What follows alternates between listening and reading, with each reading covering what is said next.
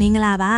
ဒီနေ့မှာတော့စက်မှုတော်လန်ကြီးရဲ့ငွေရက်မီဖြစ်တယ်လို့ဘောလုံးဝါသနာအိုးဒီရဲ့အိမ်မက်မြို့လို့တင်စားကြတဲ့အင်္ဂလန်နိုင်ငံမန်ချက်စတာမြို့ကိုရောက်နေပါတယ်မန်ချက်စတာရဲ့အလားပါတွေနဲ့စိတ်လှုပ်ရှားစရာတွေကိုကျမနဲ့အတူတူလေပတ်ကြည့်ကြရအောင်မန်ချက်စတာသွားမယ်ဆိုတော့လိုက်ချင်နေပြောလို့ဒီတစ်ခါတော့မိသားစုကိုပါအတူခေါ်ခဲ့ပါတယ်ရှင်မန်ချက်စတာဆိုတာနဲ့အနီနဲ့အပြအားပြိုင်မှုကိုအရင်ဆုံးမြင်မိမှာပါManchester United ရဲ့ England ဖြစ်တဲ့ Old Trafford ရော Manchester City ရဲ့ Etihad Stadium ရောဟာ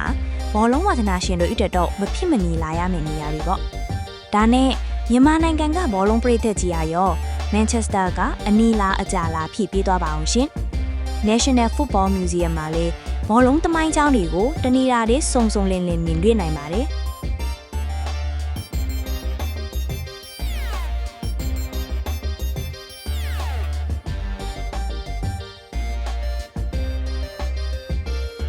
ဒီနေရာကတော့ John Rylands Library မှာအထဲကိုရောက်သွားတာနဲ့ Harry Potter ရုပ်ရှင်တွေကလူမော်ဆန်တဲ့ခန်းစားချက်ကိုပေးပါလိမ့်မယ်။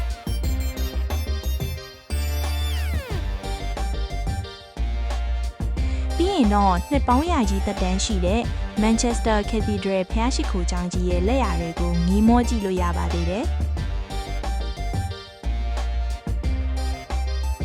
ဒီမြို့ဟာကမ္ဘာပထမဆုံးစက်မှုမြို့တော်ဖြစ်ခဲ့တာပါ။ Science and Industry Museum မှာစက်မှုတော်လှန်ရေးနဲ့ဆိုင်တဲ့ပြခန်းတွေရှေးခေတ်ကနေယနေ့ခေတ်ထိပြောင်းလဲလာတဲ့စက်မှုခေတ်ကိုလေ့လာနိုင်ပါတယ်။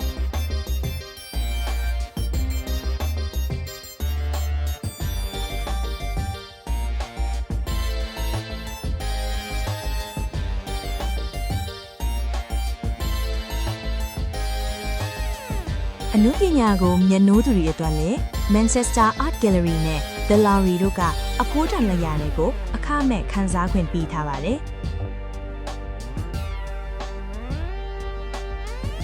သမိုင်းဆိုင်ရာအဆောက်အဦတွေကိုလေ့လာရုံတင်မကပဲမြို့ရဲ့ခေတ်မီတဲ့အငွေ့အသက်ကိုခန်းစားခြင်းရင်တော့ Northern Quarter ကိုလာခဲ့ပါ။ Street Art တွေ Coffee ဆိုင်လေးတွေနဲ့အရန်ကို cool fit တွေနေရပါ။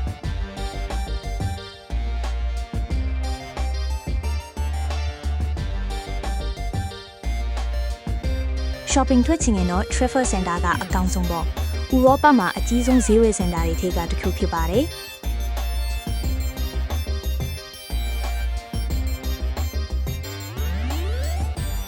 ဗိုက်ဆာလာရဲ့လဲ China Town မှာအာရှအစားအစာတွေကိုတဝကြီးစားလို့ရပါတယ်ရှင်။